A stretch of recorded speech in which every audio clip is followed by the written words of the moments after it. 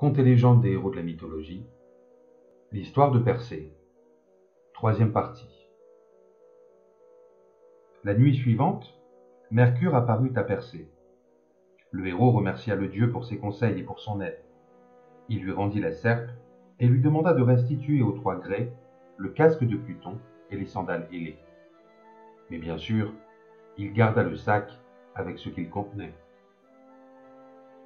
Un soir, sur le chemin du retour, et tandis qu'il franchissait une région aride et escarpée, Persée décida de faire halte. Peu après, un géant arriva. Cette fois, il s'agissait d'un colosse, aussi grand qu'un volcan. Il tenait drôlement les deux bras levés.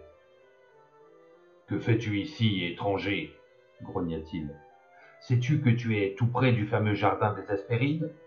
Vite, déguerpis !»« Je suis épuisé, » expliqua Persée. « Laisse-moi dormir ici cette nuit. »« Pas question. Mon travail ne supporte la présence de personne. » Persée ne comprenait pas. Il voulut plaider sa cause. « Quoi ? Tu oses insister ?» grommela le géant en avançant un pied menaçant. « Petite larve, je ne ferai de toi qu'une bouchée. » Alors, le héros sortit du sac la tête de la Gorgone dont le pouvoir, il le savait, était resté intact. Il la tendit au géant qui en resta médusé. En une seconde, son corps s'était transformé en montagne de pierres. Persée s'écria. « C'était Atlas ! J'ai pétrifié celui qui portait le ciel sur ses épaules. » Depuis ce jour, le géant est libéré de son fardeau, et le poids du ciel est supporté par la montagne qui porte son nom.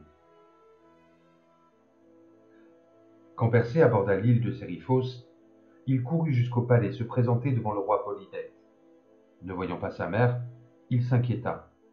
Le souverain furieux lui lança « Danaé s'est enfuie. Elle refuse de m'épouser. Elle s'est réfugiée dans un temple avec mon frère Dictys, le pêcheur. Ils espèrent la protection des dieux. Je fais le siège de leur repère. Ils ne tiendront pas longtemps. Et toi, d'où viens-tu donc ?»« Sire, répondit Persée, j'ai accompli ce que vous m'avez demandé. Je vous rapporte la tête de Méduse. » Incrédule, Polydecte éclata d'un méchant rire. « Quoi ? Et elle tiendrait dans ce petit sac ? Tu prétends avoir tué la Gorgone ? Comment oses-tu ainsi te moquer de moi ? » ?»« Ce sac est magique, dit Persée qui retenait mal sa colère. Il grandit et rapetisse en fonction de ce qu'on y met. »« La tête de Méduse, là-dedans, ricana le roi. J'aimerais voir ça. »« À vos ordres, sire. La voici. » Le héros saisit la tête de Méduse et la brandit face à Polydecte. Le roi n'eut le temps ni de répondre, ni de s'étonner. Il fut transformé en statue de pierre sur son trône. Et comme les soldats et les courtisans réunis allaient se jeter sur lui, Persée leur tendit la tête de la Gorgone, si bien qu'ils furent tous pétrifiés sur le champ. Persée courut libérer sa mère et Dictys, son fidèle protecteur. Délivrés du tyran, les habitants de l'île de Sériphos voulurent que Persée règne à sa place. « Non, leur répondit-il. Le seul trône légitime que je suis en droit de revendiquer est celui d'Argos, ma patrie. Je vais y retourner. » Le bruit des exploits du fils de Danaé était parvenu jusqu'à Acrésios. Ainsi, sa fille et son petit-fils avaient survécu. Pour échapper à la prophétie, Acrésios s'enfuit. Il s'exila dans la ville de Larissa. Il tenait moins à son trône qu'à la vie. C'est ainsi que Persée rejoignit Argos, et en l'absence de son aïeul, il régna. Une nuit, Minerve lui apparut. Le héros s'inclina devant la déesse et lui rendit son bouclier et le sac. Elle contient la tête de Méduse. Qui pourrait en faire un meilleur usage, toi qui es à la fois la déesse de la guerre et de la sagesse ? J'accepte ton présent, Persée, et je t'en remercie. Minerve agrippa la chevelure de serpent et l'appliqua sur le bouclier qui avait permis de duper la Gorgone. Depuis, la tête de Méduse orne l'armure de la déesse. Pendant ce temps, à Larissa, le roi de la ville venait d'organiser des jeux. Toujours en exil, Acrésios, le père de Danaé, se rendit dans les arènes pour y assister. Il s'assit au premier rang. Aussitôt, il fut intrigué par un jeune athlète qui, avant de lancer un disque, voulait absolument reculer jusqu'au fond du stade. Que craint-il? Fit Acrésios en haussant les épaules. Il redoute de lancer le disque trop loin, expliqua son voisin, et ainsi de blesser un spectateur. Acrésios sourit devant la prétention de l'athlète. Qui est-il pour se croire aussi fort?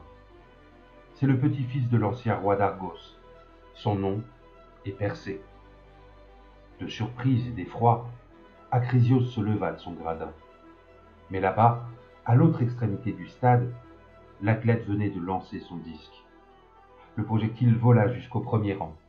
Il s'abattit sur la tête d'Acrésios, qui s'effondra, tué sur le coup. Ainsi, le héros Persée tua-t-il son grand-père par accident. Effondré par son acte, il fut réconforté par Danaé. Mon fils, affirma-t-elle, tu n'es pas responsable. Nul n'échappe à son destin. Le tien est glorieux. Et qui sait si tes enfants n'accompliront pas des exploits encore plus éblouissants que les tiens. Danaé ne se trompait pas. Avec son épouse, la belle Andromède, Persée aurait une nombreuse descendance. L'une de ses petites filles, Alcmène, serait même, comme Danaé, aimée de Jupiter. Et de cette union d'une mortelle et d'un dieu, naîtrait alors le plus grand et le plus célèbre des héros, Hercule.